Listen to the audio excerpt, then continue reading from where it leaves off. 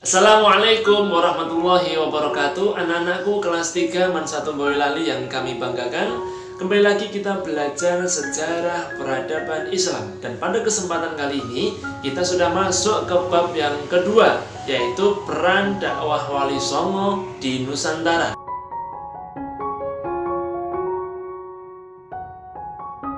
Nah, anak-anakku semuanya bisa melihat peta konsep di layar. Jadi kita yang pertama nanti kita belajar tentang biografi Wali Songo. Ada 9 ya, kita akan belajar biografinya. Kemudian yang kedua kita akan belajar strateginya. Bagaimana strategi dakwah Wali Songo ketika menyebarkan agama Islam ke Nusantara. Yang ketiga kita akan belajar tentang peran dakwah Wali Songo. Bagaimana peran dakwah Wali Songo dalam mempengaruhi peradaban yang ada di Nusantara. Yang terakhir, kita akan belajar tentang nilai-nilai apa saja yang bisa dipetik dari dakwah Wali Songo yang bisa kita aplikasikan ke kehidupan sehari-hari. Sebelum kita membahas tentang biografi Wali Songo, perlu anak-anak ketahui semuanya bahwa pusat dari dakwah Wali Songo itu di Tanah Jawa. Dan sebelum ada Wali Songo, Tanah Jawa adalah tanah yang paling susah untuk diislamkan di seluruh dunia.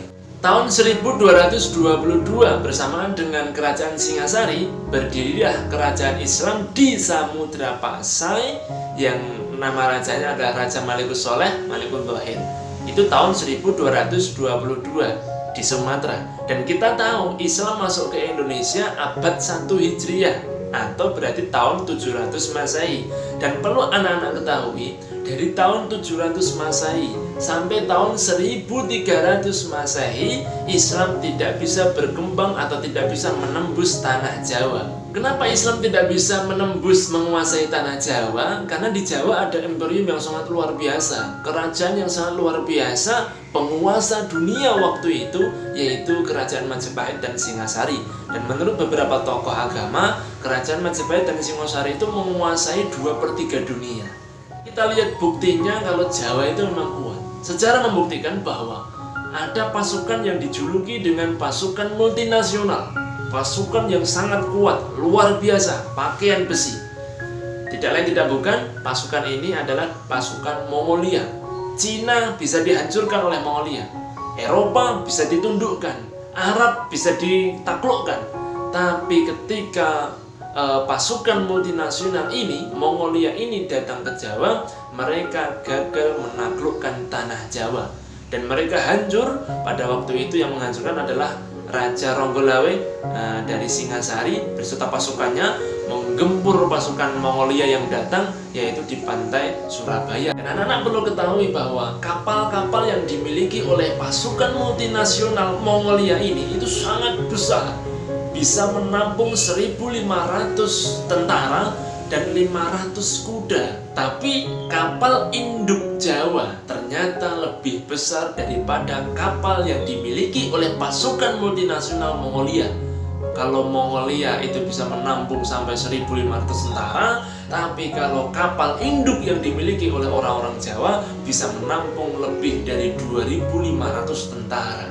Dan ini pernah diteliti di University of War yang ada di London. Bagaimana mungkin pasukan yang sangat sederhana dengan pakaian yang atasnya tidak ada pelindungnya. Kita lihat ya, pasukan-pasukan Jawa itu biasanya hanya memakai celana di bawah ini. Tapi pasukan musuh itu dengan besi dan lain sebagainya. Tapi kenapa kita bisa mengalahkan orang-orang Mongolia waktu itu? Yang kedua, yang menyebabkan Islam gagal masuk ke Tanah Jawa adalah ternyata di Jawa itu ada aliran yang sangat-sangat ekstrim. Yang aliran ini tidak representasi Hindu dan juga tidak representasi Buddha. Jadi tidak Hindu, tidak Buddha. Jadi ini aliran yang sangat ekstrim. Ulama-ulama, tokoh-tokoh sejarawan menyebut aliran ini dengan aliran Bhairawa Tantra. Jadi aliran Bhairawa Tantra yang intinya adalah aliran ini sering sekali menjadikan ulama-ulama yang datang untuk mengislamkan Tanah Jawa itu menjadi tumbal dan dibunuh dan dimakan. Menurut buku yang saya baca dari Atas Wali Songo itu ada hampir 2000 keluarga Islam atau 2000 ulama-ulama yang kemudian menjadi santapan oleh orang-orang ini untuk ritual mereka. Jadi 2000 itu hanya tinggal 200 kepala. Jadi jadi dibunuh 1.800 orang. Lalu bagaimana mengislamkan tanah Jawa? Sedangkan di Jawa ada aliran yang sangat ekstrim. Ulama datang dimakan, ulama datang gagal, ulama datang mati. Maka seorang sultan yang bernama Al-Ghubah dari Rum, beliau mengutus ulama yang tidak hanya cerdas, tidak hanya pintar, tidak hanya alim, tapi ulama yang juga punya kesaktian yang bisa menaklukkan orang-orang aliran-aliran yang sangat ekstrim yang ada di Jawa. Nah, Sultan Al-Ghubah yang berada dari Rum ini itu memilih satu ulama yang sangat luar biasa yang bernama Syekh Syamsuddin Al-Baqir Al-Farsi. Jadi Syekh Syamsuddin Al-Baqir Al-Farsi, jadi dari Persia.